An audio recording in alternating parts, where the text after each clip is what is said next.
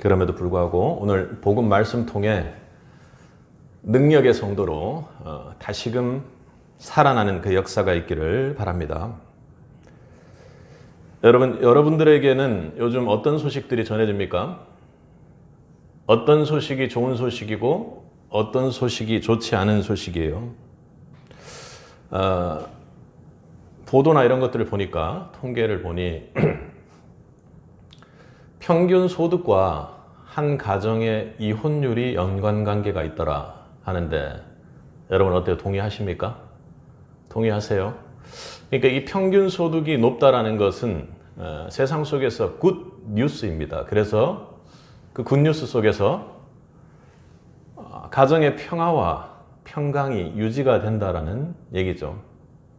그런데 문제는 뭡니까? 그것이 분명히 굿 뉴스이긴 한데 그것이 사라지고 없어져 버리면 매우 반대편에 서서 가정의 평화와 평강이 깨져버리는 그런 상황들이 됩니다.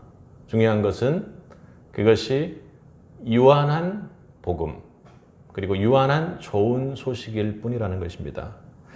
당시 로마 시대도 그랬습니다. 로마는 강력한 왕권을 바탕으로 중심 도시이기 때문에 얼마나 많은 부유함과 얼마나 많은 일들, 산업들, 그리고 모든 것의 중심이 되어 있던 곳입니다. 그러니 로마의 강력한 힘으로 그 시대는 유지되던 것이고, 그리고 그를 통해서 세금을 걷고 로마의 그 강력한 압제 속에서 조용하게 고분고분하게 사는 그런 평화가 유지되던 시절이었습니다.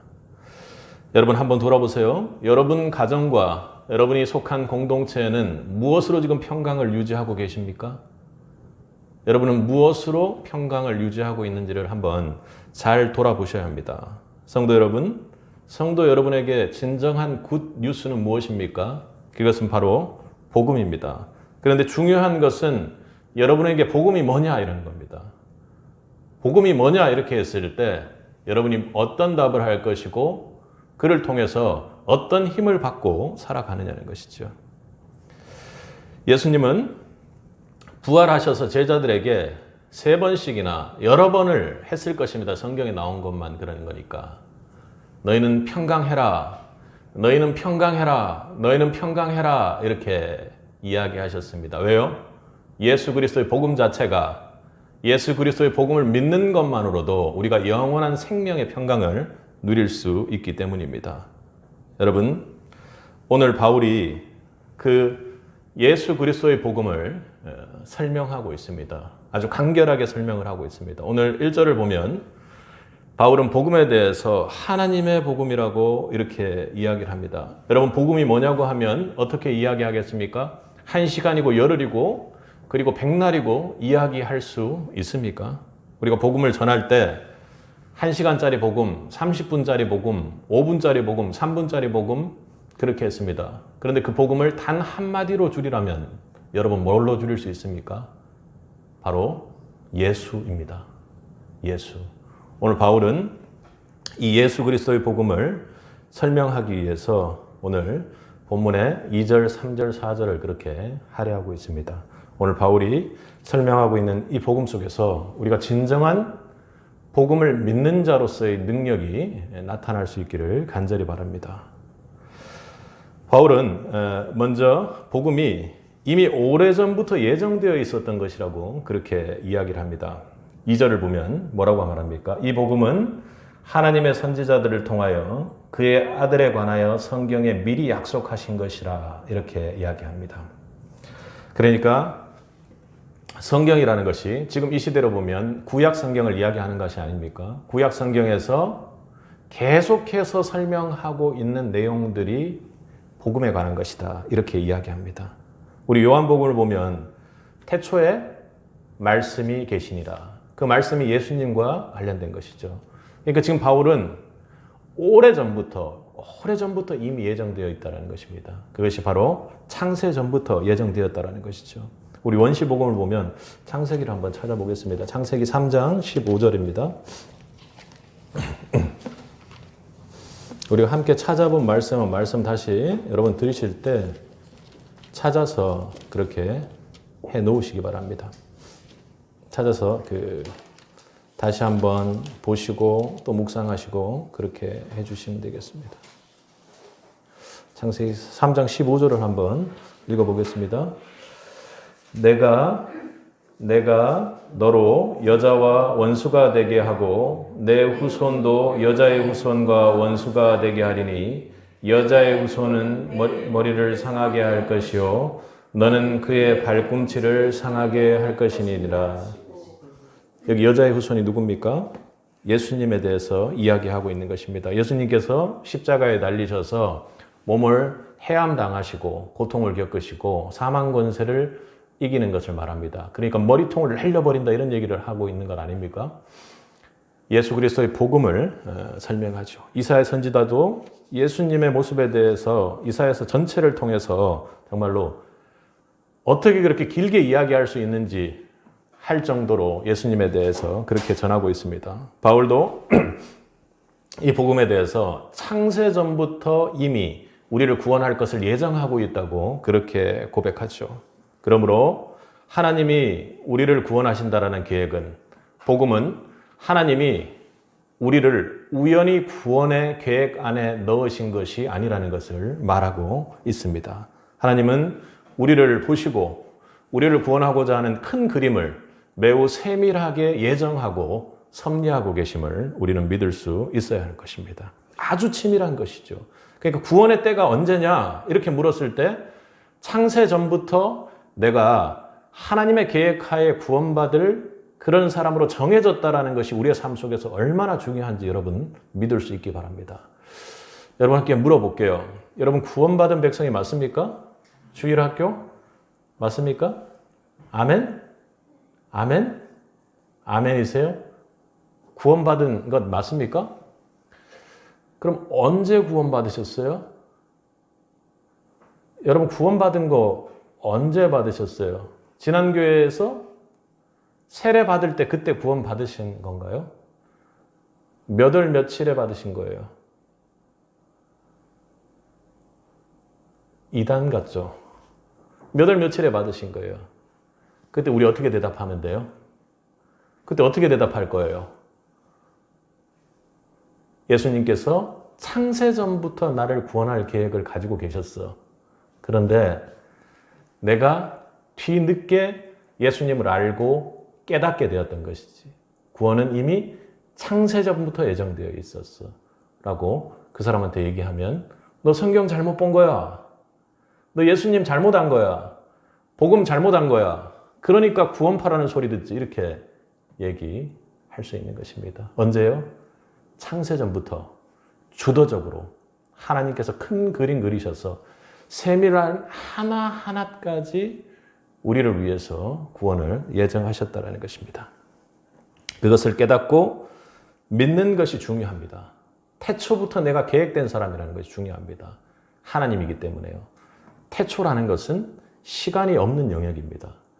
우리 이런 물건들이나 이런 것들은 피조물이라고 생각하는데 시간도 하나님께서 만든 피조물임을 믿을 수 있어야 합니다. 그 영혼 속에 계신 하나님이 우리를 태초부터 이 피조의 세계 속에서 구원하실 계획을 세우셨다는 것이 놀랍지 않습니까? 여러분 믿을 수 있습니까? 그렇다면 우리 입장에서는요. 구원파가 제시하는 게 그거 아닙니까?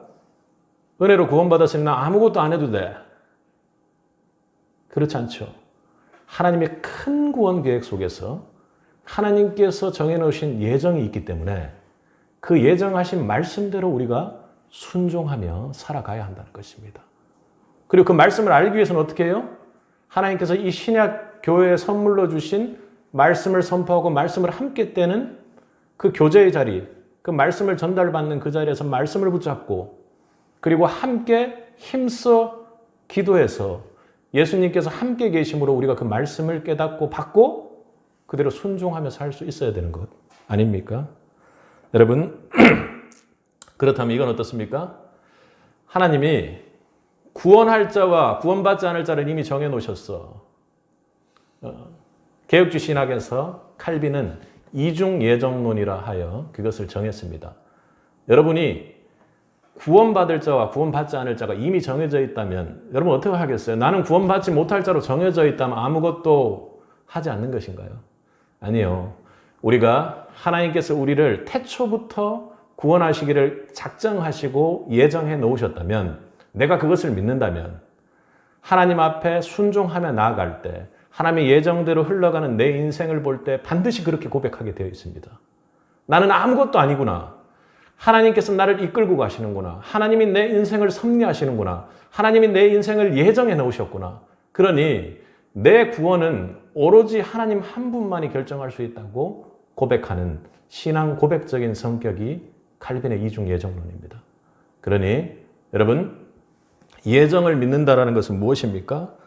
그분의 말씀에 따라 순종하며 이 땅에서 버티는 삶을 산다라는 것입니다. 그럼 뭐가 있는데요? 바로 여호와 이레가 있는 것 아닙니까? 여러분, 아브라함이 이삭을 데리고 나아갈 때를 생각해 보십시오. 모리아 산에 이삭을 제물로 바치러 가는 중입니다. 자식을 제물로 바친다라는 거 있을 수 있어요? 없어요? 없습니다. 불가능한 일이라고 얘기했습니다. 그러나 아브라함은 아침 일찍 일어나서 모든 걸 준비하고 장자까지 준비하고 그렇게 나아갔습니다. 그리고요, 어떻게 해요? 끝까지 아들이 묻는데도 양이 어디 있어요? 양이 어디 있습니까? 하나님께서 준비해 주셨겠지. 불안합니다. 답답합니다. 그런데 하나님 말씀하셨기에 그 말씀 믿고 기도로 그렇게 나아갑니다. 그리고 제물을 드리기 위해 이렇게 내리치려고 하는 순간 하나님께서 말리죠. 독생자도 아끼지 않고 네가 순종하였으니 내가 너를 위해서 준비한 여호와 이레를 준비하고 있다고 그렇게 말씀하시죠. 우리가 하나님께서 예정하셨다는 것은 내가 아무것도 해도 되지 않는 것 아닙니다. 이미 구원 한 번 받았기 때문에 아무것도 하지 않아도 된다고 얘기하는 그런 것이 예정이 아닙니다. 하나님의 그 예정 안에서 내가 하나님의 예정대로 그 말씀 붙잡고 버티고 순종했더니 하나님이 준비하신 것을 깨닫게 되었다.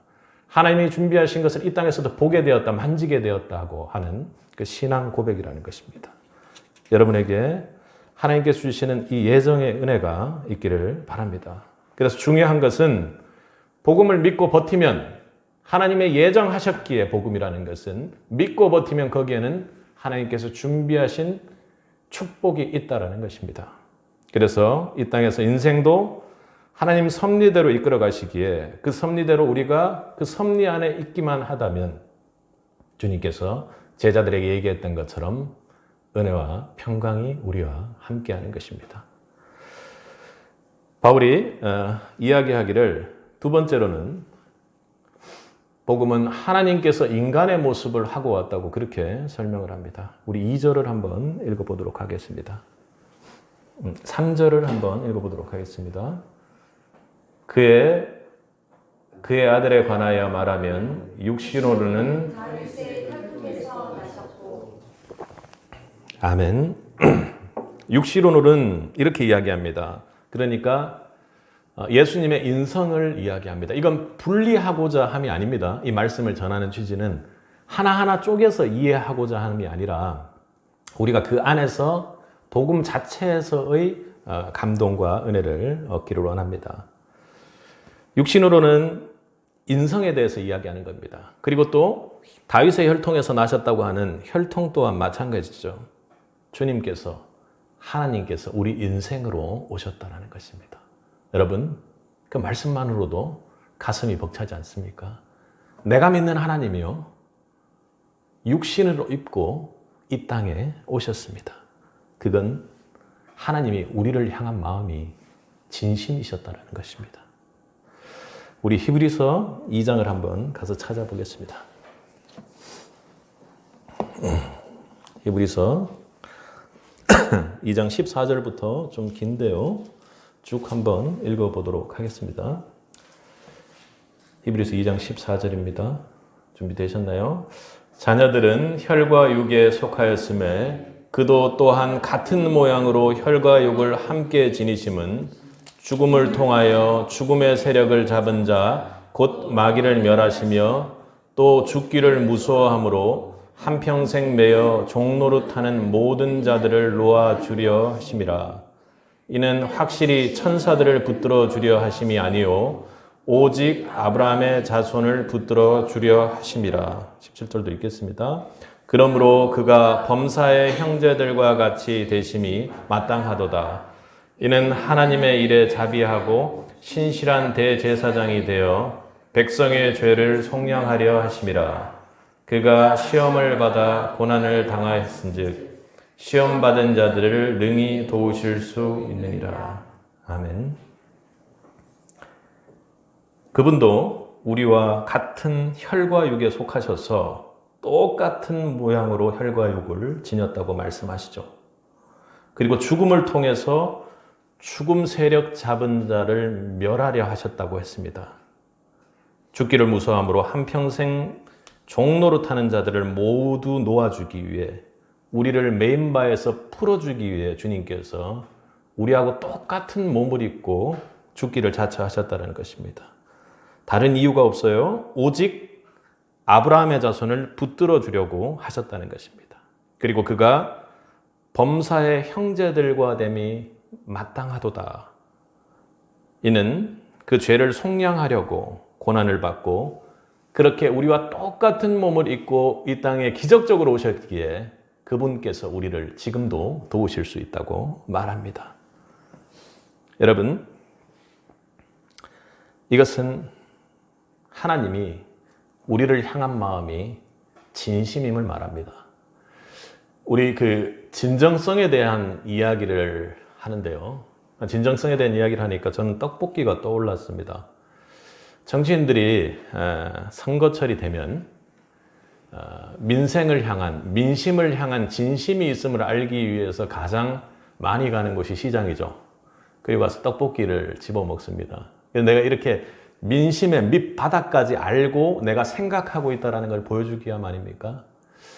여러분도 결혼을 하셨으니까 데이트를 하셨는지 모르겠습니다만 원래는 그러지 않던 사람이 고급스러운 데만 있고 좋은 것만 하고 하던 사람이 연애하고 젊어서 너무 사랑하면 길거리에 서서 같이 떡볶이 먹는 것만으로 좋다는 모습을 드라마 같은 데서 많이 보시지 않습니까?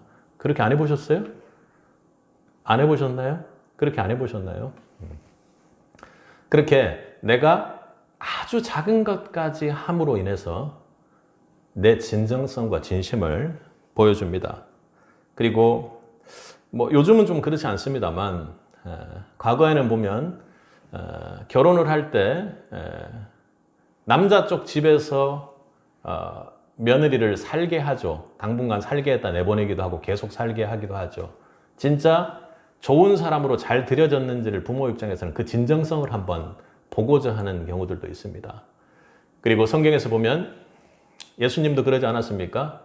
제자들한테 1, 2, 3 하고 딱딱딱 하고 능력을 주셔도 됩니다. 그런데 어떻게 하셨어요? 몇 년을 함께 다니면서 계속 같이 하는 거예요. 안 되는데도 또 간섭하고 이렇게 하라고 저렇게 하라고 그렇게 예수님께서 그렇게 하셨죠. 성육신은 그분의 우리를 향한 사랑이 진심이었음을 알게 합니다. 작은 일들을 그렇게 하셨어요. 평범한 부모 밑에서 자녀로 자라셨고 유대인들의 일상을 경험하셨습니다. 그리고 그는 몫으로 일을 하셨기에 버는 돈을 세리들에게 세금도 내지 않으셨겠습니까? 그래서 가이사의 것은 가이사에게 주라고 그렇게 말씀하셨죠. 그렇게 삶을 사셨습니다. 화도 내셨고 눈물도 흘렸고 그리고 바리새인들 보니까 열받고 화가 나서 화 있을진저 하고 그렇게 말씀도 하셨습니다. 마국간도 경험하셨고요. 그렇게 예수님께서 이 땅에 오셨다라는 것은 그분의 사랑이 절절히 진심임을, 그의 진정성을 우리로 하여금 깨닫게 합니다. 우리의 어떤 문제도 그분께서 함께 하시겠다고 표현하신 거예요. 아주 처절하게. 하나도 바람 없이, 변경 없이, 그리고 영광을 전혀 소유함 없이 오로지 낮디 낮은 그 삶을 사셨고 함께 사셨습니다. 여러분, 아이들과 함께하는 다음 세대의 사역이 무엇입니까? 단 한마디로 말하자면 성육신입니다. 예수님께서 그렇게 했던 것처럼 우리가 그 아이들을 공감하고 그 아이들 입장에서 이야기하고 또 잘못된 귀신들을 쫓아내고 기도해주고 함께하는 것입니다. 딱딱딱딱딱 어떻게 하라고 설명하는 거 있죠? 아무래도 안 됩니다. 이렇게 해라 저렇게 해라 안 돼요. 우리도 안 됐잖아요. 우리도 그 시절에 안 됐어요. 그런데 기도하고 함께하며 그들의 삶을 공감하며 그들의 삶을 깊이 이해하려는 내 마음이 될 때 낯띠 낮아져서 그 하나의 삶 하나하나를 같이 하겠다라는 것까지 내가 낮아질 때 얘는 왜 이렇게 하지 않을까? 내가 이야기해 준 대로 왜 되지 않을까 하고 그렇게 생각한 것이 아니라 내가 낯띠 낮은 곳까지 그렇게 낮아질 때 다음 세대의 사역이 이루어짐을 여러분 믿을 수 있기를 바랍니다.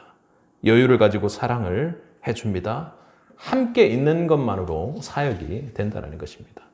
물론 그 과정에서 뛰어넘을 수 없는 문제들을 이야기해 주죠. 그리고 뛰어넘을 수 없는 문제 가운데서 잘못된 방향을 지적하고 야단치기도 합니다. 그러나 가장 중요한 것은 그 다음 세대의 아이들과 함께 하는 것 자체가 사역이 된다는 것을 믿을 수 있기 바랍니다. 여러분, 고통도, 핍박도, 조롱도, 그리고 그 안에 있는 낯띠 낮은 자의 삶 속에 들어가셔서 치유하시는 사역을 그렇게 했던 것도 모든 것이 구별되어 하나님께서 나는 하나님이야, 나는 예수님이 하고 이렇게 밀쳐냈던 것이 아니라 그 낯띠 낮은 자리까지 오신 그분의 진심과 우리를 향한 사랑입니다.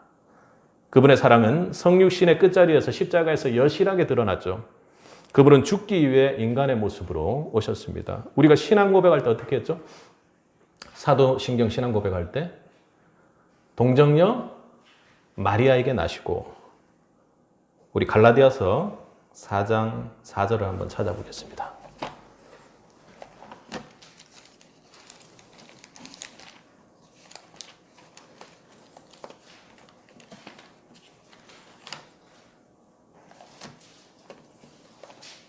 고린도후서 다음이죠.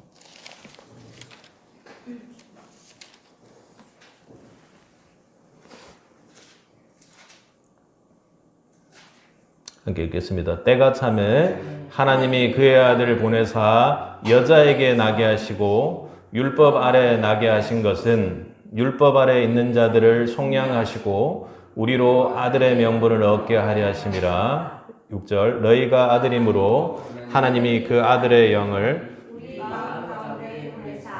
아빠 아버지라 부르게 하셨느니라. 아멘. 여인의 몸으로 오셔서 왔다는 것은 할 이야기가 많을 것 같지만 여인의 몸으로 오셨다라는 이야기를 하고자 합니다. 여인의 몸으로 오셨다라는 것은 남자의 아들, 아담의 아들로 온 것이 아니라 여인의 몸으로 오셨다는 것은 주님께서 죄 없는 분이라는 것을 이야기합니다. 그래서 뒤에 보면 우리에게는 너무나도 좋은 얘기입니다. 속량하고 아들의 명분을 얻게 하고 결국에는 예수 믿고 구원받은 자가 하나님을 아빠 아버지라고 부를 수 있는 그 양자로 삼는 그 은혜를 우리에게 허락하시러 오셨습니다. 그런데 세례 요한은 이 예수님을 보고 뭐라고 말씀하셨습니까? 우리의 죄를 짊어지고 가는 저 어린 양을 보라. 우리의 죄를 짊어지고 가는 그 어린 양입니다. 그분은 죄가 없으되 우리의 죄를 짊어지기 위해 십자가를 지기 위해 이 땅에 오셨습니다. 그분께서 십자가를 지셨기에 그것이 내 십자가가 되기에 그것이 나에게 생명이 되고 내 죄가 속량되며 하나님의 양자 되어 구원받는 것도 감사한데 하나님의 양자 되어 하늘 아버지를 아빠 아버지라고 부를 수 있는 그 은혜를 여러분들이 누릴 수가 있는 것입니다. 성육신 안에는 나를 하나님의 아버지 앞에 담대히 나아갈 수 있게 죄 지은 나를 죄인된 내가 하나님 앞에 나아갈 수 있게 하는 그 은혜의 십자가의 사랑이 있는 것입니다. 그리고 또 하나를 보면 우리가 다윗의 혈통으로 왔다고 이야기를 합니다. 그러니까 도저히 믿기지 않는 것이 하늘 보좌 우편에 다윗이라는 것은 권세를 이야기하는 것입니다. 하늘 보좌 우편에 계신 그 하나님께서 왕의 권위를 주신 그 다윗의 후손으로 온다는 게 여러분 말이 됩니까? 그러니 내가 왕권을 준 그 다윗의 후손으로 온 예수님께서 이 땅에 다윗 왕의 계보를 이어 이 땅의 통치를 시작하셨다라는 것입니다. 여러분 믿습니까? 하나님께서 이 땅에서 예수님이 이 땅에 오셨다라는 것은 이 땅에 하나님의 통치가 이미 시작됐다라는 것을 의미합니다. 신학적으로 분분한 논쟁이 있을 수 있겠지만 그건 분명한 것은 예수님께서 이 땅에 오셨다라는 것이 이 땅에 주님의 통치가 이미 시작되었다. 그것이 신약 세대라고 믿을 수 있길 바랍니다. 그런데 중요한 것은 이 땅에 주님의 통치가 시작됐다라는 것도 중요하지만 다윗의 혈통에서 오늘 복음 안에서 우리가 주목하고자 하는 것은 그분께서 이 땅에 오셨다는 것입니다. 다윗의 왕위를 주신 그분께서 하늘 보좌를 버리고 방향성으로 이 땅에 오셨다는 것입니다. 여러분 그것이 기적 아닙니까? 기적 아니에요. 여러분 도를 아십니까? 오늘 이단들이 많이 나오는데 도를 아세요? 제가 신대원 이렇게 갔다고 오면 저한테 자꾸 도를 아냐고 물어가지고 뭔가 저주가 껴있다면서 저한테 이쪽으로 좀 가자고 그렇게 이야기를 합니다. 도를 아세요? 몰라요. 지금 무슨 도를 얘기하는지 몰라요. 근데 이제 그분들 하는 얘기가 뭐냐면 제가 금방 얘기했던 것처럼 저에게 쉽게 말하면 지옥 갈 저주가 있다라는 겁니다. 우리 그 성경적으로 얘기하면. 그 저주가 있으니까 저랑 잠깐 이야기를 하자는 거예요. 근데 얼굴은 되게 좋아. 분명히 괜찮은 운명을 타고 갔는데 뭔가 조상 쪽에서 뭔가 문제가 있어가지고 내가 딱 걸려 있다라는 거, 딱 그 상태라는 거예요. 요것만 풀면 인생이 그냥 막 확 풀린다라는 거죠. 이제 그런 얘기를 하려고 하는 거예요. 근데 이제 그분들 특징이 두 가지가 있는데 본인들이 복음을 이야기해 주고, 그러니까 좋은 소개식이죠. 그러니까 그분들이 보는 관점에서는 다 좋은데 뭔가 인생에 저주가 하나 끼어 있으니 그 저주를 푸는 얘기를 해주니까 그게 얼마나 큰 복음입니까? 엄청난 복음이죠. 근데 이제 그분들의 특징이 뭐냐면 두 가지인데요. 첫 번째는 시원한 음료수나 먹을 걸 좀 사달라 그래요. 왜냐하면 내가 좋은 복음 얘기를 해주는 거니까 되게 당당하죠? 근데 그게 되나 봐요. 그걸 들으러 가는 사람들이 있나 봐요. 그래서 가까운 이렇게 우리 그 맥도날드나 버거킹 같은 이런 데 있죠. 그런 데를 데리고 간답니다. 그리고 패스트푸드 빠르게 나오잖아요. 그렇게 해서 밥을 얻어 먹으면서 좋은 얘기를 해주는 거예요. 뭐 하여튼 기법이 분명히 이제 이단적인 기법이 거기 안에 들어가 있긴 한데 뭐 그것보다도 하여튼 복음을 전해주기 위해서 자기 밥을 사내라는 거예요. 그리고 또 하나는 잘 들어보면 이후에 가면 아까 말했던 것처럼 그 저주를 떨어내기 위해서는 제사를 지내야 된다는 거예요. 그 제사를 지내면 어떻게 해야 되느냐 이렇게 물어보면 제사를 지내는 게 이제 10만 원부터 시작해서 뭐 이렇게 쭉 돈이 있다고 이렇게 이야기를 합니다. 그러니까 이분들은 제 입장에서는 도저히 이해가 안 가지만 제가 믿지 않는 입장에서 만약에 심약한 상태에서 들었다면 돈 10만 원이면 했을지도 모를 것 같아요. 그러니까 왜냐하면 우리가 인간이 신에 대한 이해라는 것이 내가 무언가를 드리고 내가 무언가를 신을 위해서 섬기고 돈을 드리고 뭔가를 해야 신께서 감동하셔서 나에게 그 저주를 풀어준다고 생각하는 게 일반적인 거랍니다. 근데 하나님 그러지 않으셨어요. 다윗의 왕의 혈통으로 오셨지만 그분은 다윗 왕을 결정해 주시는 분이세요. 이 땅의 왕권을 통치하고 계심으로 그 왕권을 주실 수 있는 분입니다. 그런데 어떻게 해요? 그분께서 이 땅에 오셨어요. 여러분 성경에 보는 풍요의 신 바알 아시죠? 바알 아시죠? 바알 신전에 가면 어떤 식으로 이루어지는지 아세요? 바알은 풍요의 상징입니다. 비가 내리는 뭐 다산의 상징이기도 하죠. 그런데 이 신들이 감동하려면 연초에 신들이 신혼여행을 떠난답니다. 신혼여행을 떠난다면 우리가 허니문이라고 하죠. 사랑을 나누는 그런 아름다운 밤입니다. 그러니까 신들께서 그렇게 아름다운 밤을 보내는 거예요. 그런데 그 신전에서 뭘 하냐면 신들이 훨씬 더 뜨겁고 아름다운 밤을 보내기 위해서 여사제들과 거기에 온 성도가 성적인 관계를 맺으면서 아주 자극시켜서 그 신들을 기쁘게 해야 비가 내린다고 그렇게 한다는 겁니다. 그러니 신들이라는 게 얼마나 그게 잘 이해됩니까? 인간의 죄성 안에서 내가 무언가를 하고 내가 무언가를 들여서 신이 감동하면 나를 구원해 주실 것이라는 게 모든 신의 일반적인 겁니다. 그럼 불교도 뭐도 다 마찬가지입니다. 그런데 지금 하나님께서요, 이 땅을 통치하시는 분, 이 땅의 왕권을 결정하시는 분, 이 땅의 모든 것을 결정하시는 그분께서 지금 우리를 구원하기 위해 하나님의 왕이 오신다라는 것입니다. 그분께서 통치하신다라는 것이죠. 그분께서 지금 말도 안 되게 우리에게로 온다라는 것입니다. 그것이 너무나도 기적입니다. 여러분 아무리 생각해도 믿기지 않는 거예요. 논리적으로 말이 안 됩니다. 오히려 도를 아십니까와 바알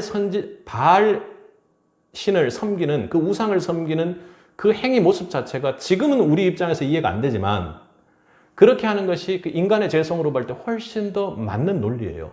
그냥 충분히 그렇게 해가지고 그렇게 하고 부적 써가지고 이렇게 하면 되는구나 하는 게 그렇게 편해요. 충분합니다. 그런데 말도 안 되게 하나님이 이 땅에 왕 되신 그분께서 오셨다니요. 그것을 믿고 있는 여러분이 기적입니다. 논리적으로 전혀 되지 않는 그것이 바로 여러분 복음이라는 것입니다. 명심하셔야 됩니다. 다른 복음의 소식하고는 전혀 달라요. 그분께서는 분명히 저에게 복음의 소식을 전해줬지만 내가 무언가를 해서 그분을 감동시켜서 그 저주를 풀어야 한다 했지만 주님께서는 절대로 그걸 거부하셨습니다. 먼저 우리에게 오셔서 왕 대신 하늘 보좌를 버리시고 그분께서 이 땅에 오신 것, 그걸 믿어라 이렇게 말씀하고 계시는 겁니다. 이 땅은 도저히 알아보지 못했습니다. 요한복음 1장 11절을 보면 왕 대신 그분께서 자기 땅에 왔는데요. 백성들이 그분을 몰라봅니다. 그게 너무 당연한 거예요. 당연한 거예요. 그런 기적을 지금 바울이 본문을 통해 시도하고 있고 그 기적의 사람들에게로 가겠다고 서신을 보내고 있는 것입니다. 더 놀라운 것은요. 그걸 예수님이 해내셨다는 겁니다. 더욱 더 놀라운 것은요. 그분께서 그걸 해내신 그 복음을요. 여러분이 믿고 있다는 것입니다. 그것이 얼마나 놀라운 은혜입니까? 그분들에게 여러분이 강력한 복음 안에서 지금 만약에 어딜 가다가 도를 아십니까? 라는 얘기를 누군가 한다면 분명히 여러분들이 복음을 전할 수 있기를 바랍니다. 그분께서는요. 제사 지내라고 안 하세요. 그분께서는 버거 사달라고 안 하세요. 그분께서는 우리가 죄인 되었을 때 먼저 이 땅에 오셨습니다. 그분이 인간의 모습으로 오셔서 우리의 모든 삶을 체휼하셨습니다. 그분은 저와 여러분의 삶 자체를 알고 계시는 분이셨어요. 그분에게는 진정성이 있었습니다. 그것은 단지 기쁨과 환희뿐만 아니라 고통 아니라 일상 하나하나까지도 그분께서 경험하셨다는 것입니다. 그리고 그 모든 것을 경험하시고 끝끝내 십자가를 놓지 않고 그 속에서 모든 고통을 감당하셨습니다. 복음은 우리 삶 깊은 곳까지 그분께서 통치하기 시작하셨다는 그 시작의 굿 뉴스입니다. 그는 하나님과 끊어지는 죄의 고통을 겪으시고 어린 양 죄물이 되셨습니다. 그분의 피 흘림으로 우리가 그 놀라운 기적의 나음을 입었습니다. 예수님께서 이 땅에 오셨습니다. 그것은 왕이신 그분이 십자가의 끝을 이미 보고도 그 방향성으로 끝까지 질주한 그 깊은 사랑을 의미하는 것입니다. 우리 삶의 깊은 곳까지 그분의 통치가 시작되셨습니다. 우리에게 성육신은 그 영광의 주님이 우리를 향해 모든 것을 버리고 십자가의 낯뒤 낮은 곳으로 오셨다는 신호. 그분은 바보같이 그렇게 우리를 깊은 곳까지 하나하나 개입해서 통치하겠다라는 말씀을 십자가를 통해 하셨습니다. 아멘. 그분께서 이 모든 복음을 먼저 시작하셨습니다. 우리 4절을 한번 읽어볼까요? 다시 로마서로 가서.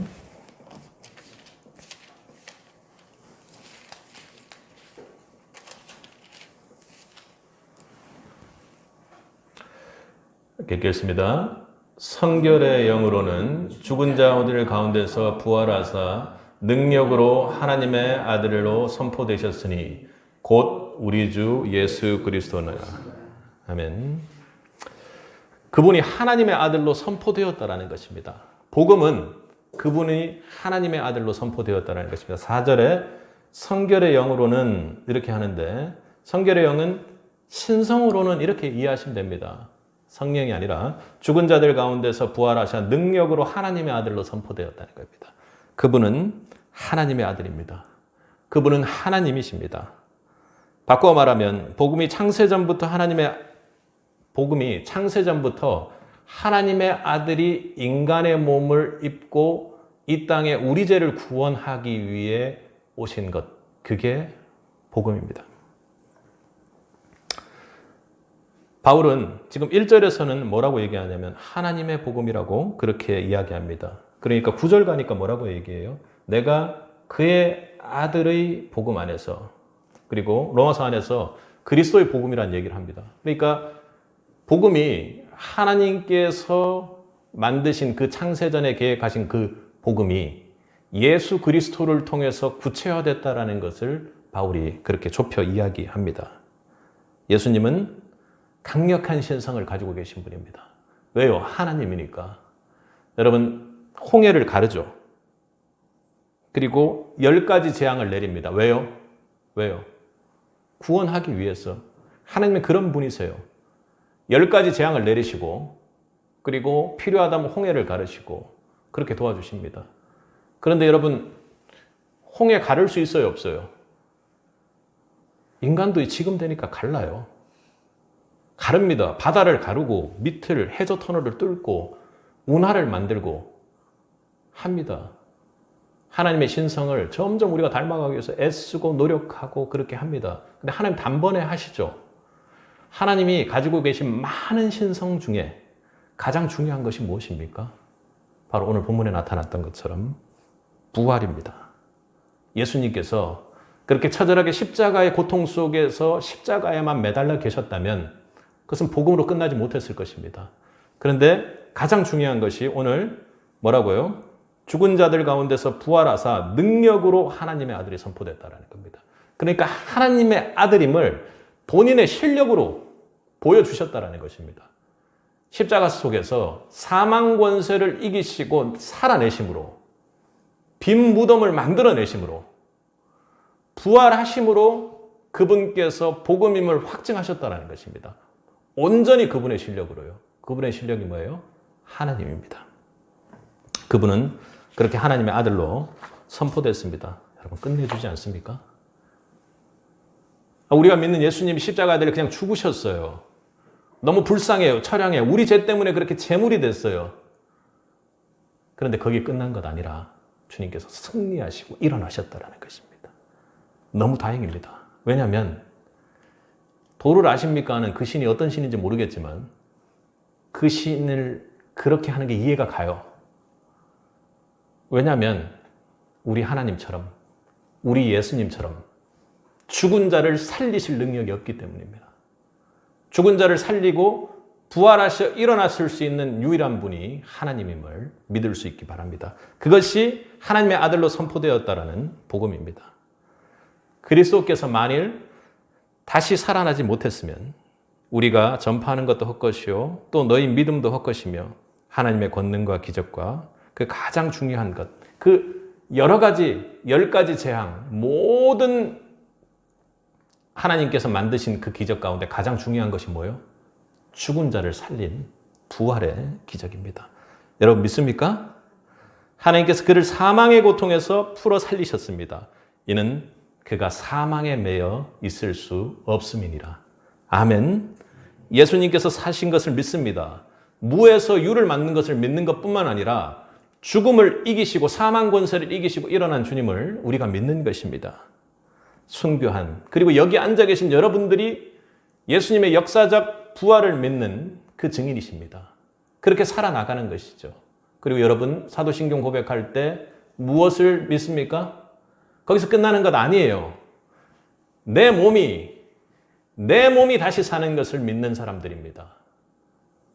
예수님의 신성으로 그 복음 때문에 우리가 믿는 것이 예수님만 부활하면 뭐합니까? 그분께서 우리를 사랑하심으로 이 땅에 오셔서 나를 살리시고 내가 이 땅에서 끝나는 것이 아니라 저 천국 가서 살 수 있는 그 몸으로 우리를 이렇게 세우신다는 것입니다. 그 몸은 예수님의 십자가의 흔적이 나타났던 것처럼 이 땅에서 우리를 알아볼 수 있는 것처럼 예수님과 함께했던 그 흔적들이 다시 나는 그 몸을 통해 우리가 일어날 수 있다는 것입니다. 아멘. 여러분이 믿고 있는 예수님의 신성이 그것이죠. 그리고 또 하나, 우리가 가까운 분들을 하늘로 보내면 우리 뭐라고 이야기합니까? 천국 가서 다시 보자. 천국 가서 우리 영원히 살자 합니다. 우리 몸이 영원히 사는 걸 믿습니까? 우리 몸이 영원히 사는 것을 믿습니까? 그런데 중요한 것은요, 우리가 천국 가서 가족과 영원히 함께 사는 것도 중요하지만 주님께서 우리를 부활케 하시고 이 몸이 다시 살게 하시는 것은 하늘 보좌를 버리시고 이 땅에 오신 그분이 지금도 이 땅을 통치하시며 하늘 보좌 우편에 앉아 계셔서 우리를 기다리고 계신다는 겁니다. 왜요? 영원히 함께 살 몸으로 그분의 영광과 함께 영원히 사는 것이기 때문에 그렇습니다. 우리가 믿는 것은요, 복음 때문에 믿는 것은요, 예수님이 다시 사는 것을 믿는 것이고 이 몸이 다시 살아서 가족과 함께 만나는 그 큰 기쁨도 있지만 예수의 흔적을 가지고 이 땅에서 복음 사역을 한 흔적을 가지고 이 땅에서 복음 때문에 구분되어 받았던 것들을 가지고 주님 앞으로 나아가 영원한 생명을 누린다는 것을 믿는 것입니다. 여러분, 영원히 사는 것을 믿습니까? 주님과 영원히 사는 것을 믿으시는지요? 그것이 바로 복음입니다. 그것은 바로 하나님이신 예수님께서 사망에서 부활하신 그분이기에 우리가 가능하다고 그 복음을 믿는 것입니다. 복음은 우리가 다시 삶을 알게 하는 기쁜 소식입니다. 바울은 이것을 한마디로 정의해서 이렇게 얘기했습니다. 오늘은 여기까지만 하겠습니다. 함께 읽겠습니다. 맨 마지막에 아들로 선포되셨으니 곧 우리 주 예수 그리스도시니라. 아멘. 복음은 곧 우리 주 예수 그리스도시니라. 복음은 다른 것 아니라 지금 우리가 함께 일일이 하나하나 이야기했지만 내가 믿는 복음은 그렇게 구분돼서 분절돼서 그렇게 알아들으라는 것이 아니라 예수 그리스도다. 복음은 예수 그리스도다. 복음 때문에 구별된 것이 있다면 예수 그리스도다. 예수 그리스도를 알고 있기 때문에 복음 때문에 구별된 것이다. 이렇게 이야기하는 것입니다. 태초부터 계신 그분 예수, 우리를 사랑하셔서 인간의 몸으로 오셔서 그렇게 살아가시는 예수. 예수 이 복음이 나를 살린다는 것이 방해 없이 믿어진다는 것이 우리가 받은 가장 큰 은혜입니다. 그래서 5절에 그로 말미암아 우리가 은혜와 사도의 직분을 받아 그 이름을 위하여 이렇게 이야기합니다. 그게 바로 은혜입니다. 여러분, 복음을 위해 부르심을 받은 자들입니다. 사도행전 1장 8절에서 이야기하는 것처럼 그렇게 땅끝까지 복음 전하는 자들로 살아갈 수 있길 바랍니다. 왜요? 이 놀라운 은혜의 기적들이 우리에게 왔습니다. 바울이 이야기하는 것은 결국 복음 전하자 이 얘기입니다. 그런데 여러분, 우리가 지난주에 봤던 것처럼 택정함을 입었다고 하는 것이 어떻게 해요? 존귀하게 우리 할아버지께서 계란을 구분해놨던 것처럼 그렇게 택정함을 입는 것도 있지만 내가 예수 그리스도의 복음을 믿으면 예수 그리스도의 복음으로 가득 차 있으면 예수 그리스도 때문에 내가 구별될 수밖에 없는 것이 이 세상입니다. 제일 중요한 것이 하나만 더 이야기를 하고 마치겠습니다. 바울이 아덴에 도착을 했죠. 엄청나게 많은 신이 있었습니다. 대단하다. 어떻게 이렇게 신을 제대로 만들 수 있어? 너무 똑똑하다. 별의별 신이 다 있다. 말도 안 되는 것들도 신으로 만들어 놨다는 겁니다. 그런데 바울이 거기서 어떻게 해요? 복음을 전해요. 부활을 전합니다. 근데 이상해요, 분위기가. 막 거기는 막 유대인들처럼 죽이겠다고 난리치는 것도 아니고 히히히 웃으면서 조롱해요. 그냥 알았어요. 그냥 나중에 다시 듣자 이제 이렇게 해요. 여러분 그래도 괜찮겠습니까? 내가 믿는 복음 때문에 복음으로 택정함을 입어서 set apart for 복음 때문에 완전히 떨어져서 구분되어 있어서 복음으로 가득 차서 세상과 어울릴 수 없이 어색한 상황이 될지라도 여러분 괜찮겠냐는 말입니다. 유대인들에게 핍박받는 거 그 보기에 눈에 띄어서 복음 전하다 저렇게 순교했어 죽었어 이런 것들은 차라리 나타나는 일이기 때문에 괜찮아요. 근데 삶 전체에 어색한 사람으로 그렇게 복음으로 구분되어 사는 것이 괜찮겠냐는 것입니다. 여러분 새빛교회에서 복음을 통해 처음으로 천국 간 저희 가족을 생각해 보면 바로 그 자리가 있었기 때문에 가능했습니다. 복음으로 완전히 갈라진 자리,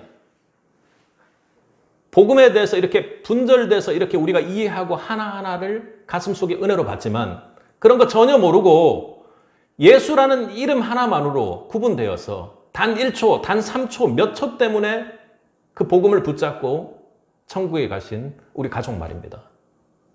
복음으로 천국 간 새빛교회의 성도 1호 말입니다, 여러분.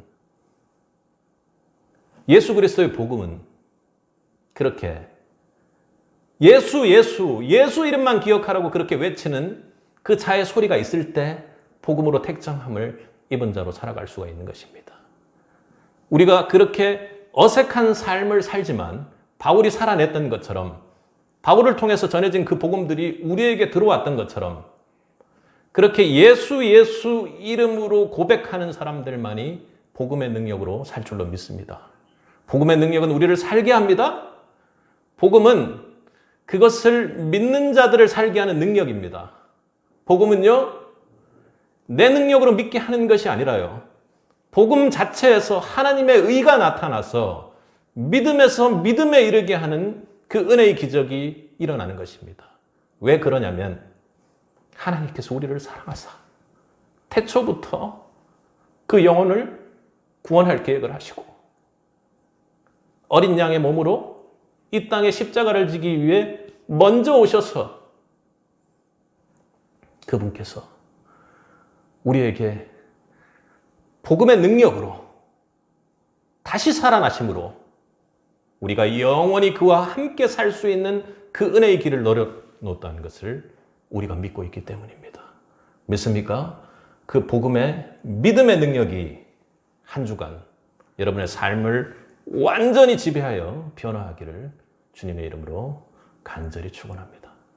함께 기도하겠습니다.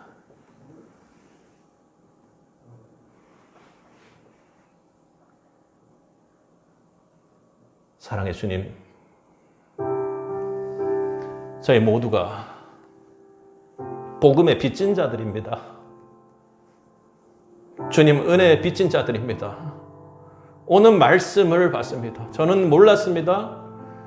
주님께서 태초부터 저를 붙잡고 계획하시고 주도하고 계신 줄 몰랐습니다. 솔직히 알고 있다고 고백하지만 그렇지 않은 삶을 살았습니다. 주님 저희 가운데 복음의 능력으로 먼저 오셔서 우리의 죄를 구원해 주신 그 주님을 찬양합니다. 주님 복음의 능력으로 살게 해 주옵소서. 복음의 능력으로 우리가 살아갈 때 주님께서 저희를 살리시고 그 복음의 능력으로 죄에서 구원하셔서 우리가 살아가는 그 역사 가운데 하나님의 은혜가 넘칠 줄로 믿습니다. 주님, 우리를 복음으로 살게 하소서. 우리를 더욱 낮추소서. 복음의 자리 가운데 찢어질 수 있도록 하소서. 그 자리에 복음의 능력으로, 성령의 능력으로 채워주셔서 우리 모두가 주님 앞에 나아갈 수 있도록 주의 역사옵소서. 영원히 살기를 원합니다. 그 모든 자들이 새빛 되길 원합니다. 새빛을 통해 그 복음이 전해지길 원합니다. 주여 역사하여 주시고 우리 이제 찬송할 때 복음 전하는 그 복음의 마음으로 그 바울의 심정으로 이 복음을 때문에 택정함을 입은 자로서의 삶을 살 수 있도록 은혜로 더딥혀 주옵소서. 우리 함께 찬양하겠습니다.